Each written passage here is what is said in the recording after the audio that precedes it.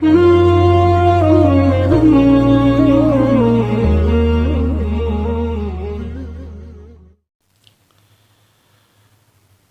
علیکم ورحمۃ اللہ وبرکاتہ۔ شرعی مسائل کی اس نشست میں ایک مرتبہ پھر آپ حضرات کا استقبال ہے اور شرعی مسائل لے کر آج پھر آپ کے درمیان موجود ہیں۔ چند سوالات کے جوابات پیش کیے جا رہے ہیں، غور سے سنیے اور سمجھنے کی کوشش کیجیے۔ اللہ تبارک و تعالی ہمیں سمجھنے اور سمجھ کر عمل کرنے کی توفیق نصیب فرمائے۔ ایک سوال جویا سے آیا ہے جو ڈسٹرکٹ امروہہ میں ہے۔ سوال یہ ہے کہ آج کل جو عام طور سے کیش بیک ملتا ہے، مختلف کمپنیز کبھی کسی بات پر، کسی شاپنگ پر یا کوئی کوڈ کے ذریعے پیمنٹ کرنے پر کیش بیک دیتی ہیں، ان کیش بیک میں ملے ہوئے پیسوں کا استعمال کرنا کیسا ہے؟ اس کیش بیک کا استعمال جائز ہے یا ناجائز ہے؟ اچھا سوال ہے۔ حالات حاضرہ کے تعلق سے جس نے بھی پوچھا ہے، اس وقت چونکہ یہ مسئلہ ہے اس لیے پوچھنا چاہیے ہمیں۔ کسی بھی لین دین کرتے وقت یا کوئی بھی معاملہ کرتے وقت یہ ذہن میں رکھنا چاہیے کہ شریعت مطہرہ نے اس کو جائز قرار دیا ہے یا ناجائز قرار دیا ہے۔ عام طور سے ہم امیزون پر یا فلپکارٹ پر یا دوسری اس طرح کی جو سائٹس ہیں ان پر کچھ خریدتے ہیں تو وہاں ہمیں کچھ کیش بیک کی صورت میں ملتا ہے۔ کبھی ایسا ہوتا ہے کہ آپ اگر اس ذریعے سے پیمنٹ کر رہے ہیں تو یہ کیش بیک آپ کو ملے گا، اور اگر کسی اور ذریعے سے کر رہے ہیں تو آپ کو نہیں ملے گا۔ اس سلسلے میں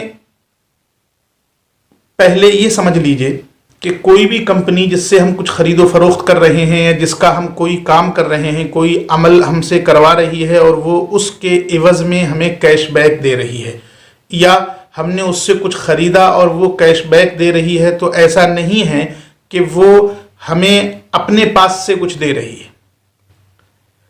اس نے ہم سے اتنی کمائی کر لی کہ وہ ہمیں کیش بیک دے رہی ہے۔ اس کیش بیک کو ہم کیسے خرچ کر سکتے ہیں؟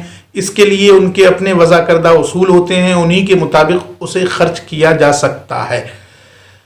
تو وہ جو ہم نے ان کا کام کیا یا ہم نے ان سے خریداری کی، اس سے انہیں کہیں نہ کہیں فائدہ ہوا اور اس فائدے کا عوض وہ ہم کو دے رہے ہیں۔ یقیناً یہ عوض لینا جائز ہے، اس لیے کہ ہم نے محنت کی ہے یا ہم نے ان سے کوئی خریداری کی ہے۔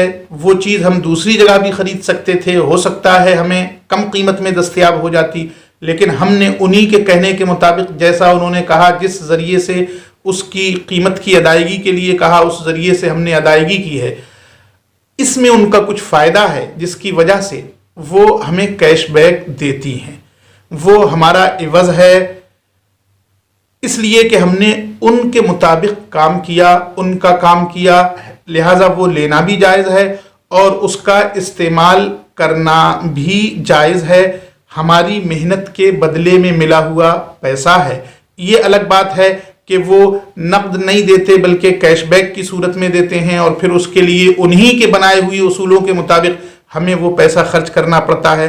وہ پیسہ لینا بھی جائز ہے اور اس کا خرچ کرنا بھی جائز ہے۔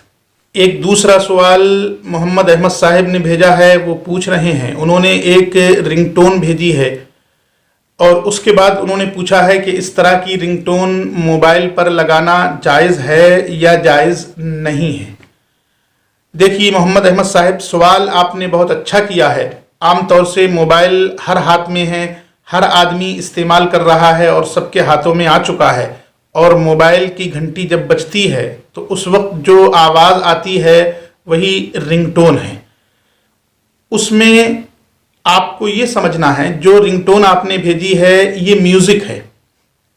اس میوزک کو سن کر میرا ذہن تو نہ کسی گانے کی طرف جا رہا ہے نہ کسی نعت کی طرف جا رہا ہے، ہو سکتا ہے آپ کا ذہن جا رہا ہو، تو اس کے لیے آپ یہ سمجھ لیجئے کہ وہ میوزک जो जिसको सुनकर आपका जहन किसी गाने की तरफ न जाए, किसी फहाशी और अय्याशी की तरफ न जाए, उस तरह का म्यूजिक आप मोबाइल पर रिंगटोन के तौर पर इस्तेमाल कर सकते हैं।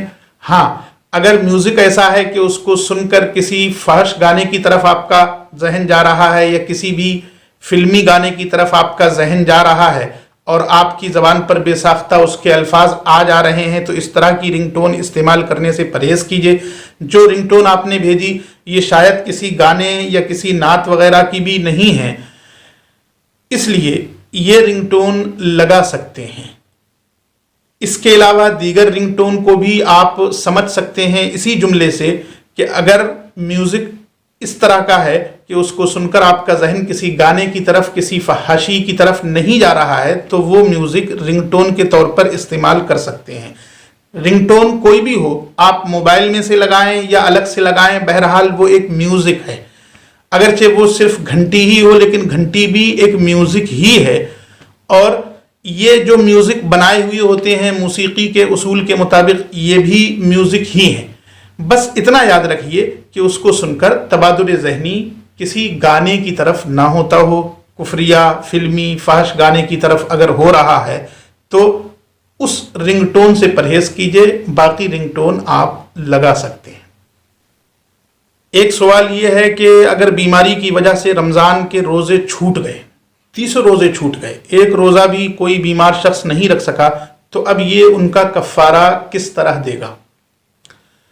मोहतरम, इस शख्स को कफ़ारा देने की ज़रूरत ही नहीं है। वाक़तन अगर ये मरीज़ था और इसका मरज़ ऐसा था कि ये रोज़े रखने पर इस्तिताअत नहीं रखता था, यानी वाक़तन मरीज़ था, सिर्फ ये नहीं कि सर में दर्द हो गया या हाथ में दर्द हो गया, इस तरह का मरज़ नहीं, बल्कि वाक़तन मरीज़ था कि रोज़ा ना रखने की इसको रुख्सत मिल सकती थी और ये रुख्सत मिलने की वजह से ही इसने रोज़े नहीं रखे कि रुख्सत के दायरे में आ गया था, इसलिए रोज़े नहीं रख रहा हूँ।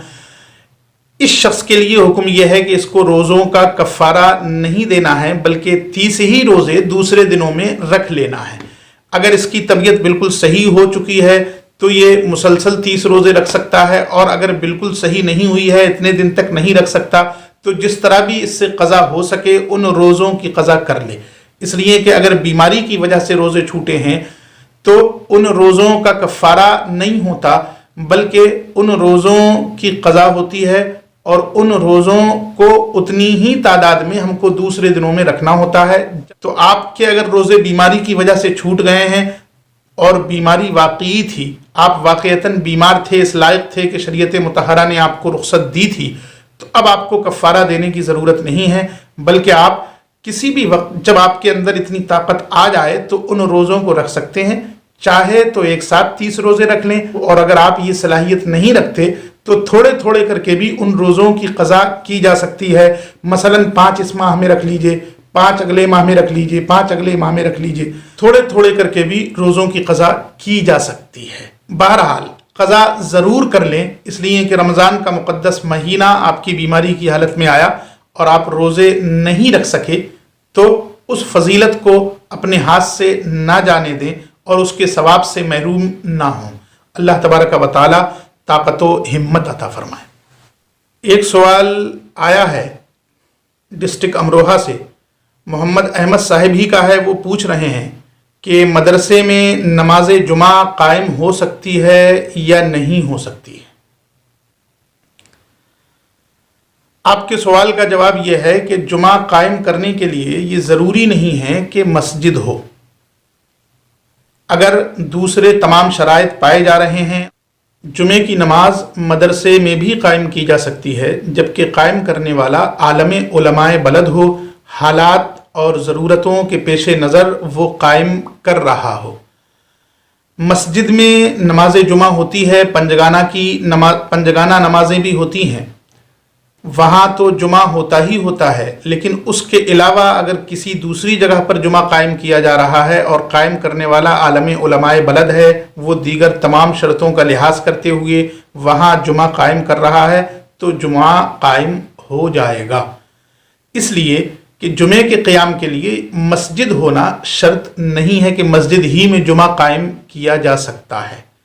हाँ, ये ज़रूरी है کہ جمعہ جہاں قائم کیا جائے وہاں جمعے کی جو شرطیں کتابوں میں لکھی ہوئی ہیں، مصر ہونا، فنائے مصر ہونا، اس کے علاوہ عالم علماء بلد کا قائم کرنا، یہ ساری شرطیں وہاں موجود ہوں، لوگوں کا ازدحام ہوں جو جمعہ پڑھنے کے لیے آتے ہوں، ایک دو آدمی کے لیے جمعہ قائم نہیں کیا جا سکتا۔